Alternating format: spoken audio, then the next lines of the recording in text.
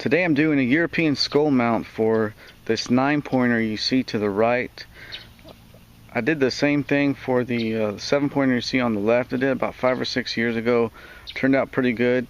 Now this process that I'm doing is by no means the only way to do it. There are many variations out there to do it, and I'm no taxidermist, so I've done it before. It's worked, so maybe this video will help you out. I'll do my best to pull out the video camera for each step as I go. Before we get started here, a quick safety note. Rubber gloves are highly recommended due to the fact of the bacteria and disease known to be carried inside the nasal cavity and brain cavity of the skull. The first step I'm going to do is remove as much of the hair, skin, hide, and tissue as I can to cut back on the boiling time. I know some guys out there, they leave it as is and boil it in the pot, but it does take a little bit longer. So what I'm going to do this time is I'm going to try to take off as much as I can to cut back on the boiling time. One small fish fillet knife, and about 30 to 35 minutes later, I've now removed all the hide and hair and a good chunk of the tissue and inner matter. Next will be time for the boiling pot. We've now moved into the boiling phase of the European skull mount. As you can see, I've added some foil to the base of the antlers. I did this the very first time I did a European skull mount. It turned out really well. I didn't see any burn marks or discoloration. We are about an hour and a half into the boiling phase, and a lot of the tissue and inner matter is starting to come out now. Alright, so here we have some big chunks of flesh and tissue starting to hang off. Just get you some pliers or needle nose and get deep in there and then start yanking some of that off. Right now, like I said, about 2 hours is what I'm at right now.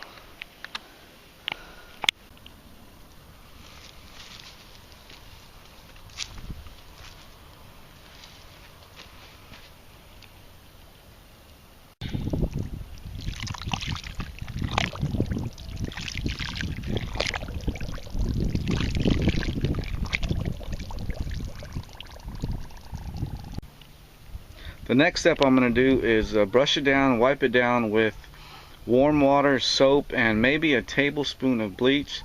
And after this, we'll be moving on to the hydrogen peroxide soak. Okay, so we're just about done here. We're now on the hydrogen peroxide soaking, and this step is something you'll want to monitor as you go, depending on how white you want the skull to turn out. Also, you'll want to use a toothbrush to get in those hard to reach spots and brush out some of the darker stains.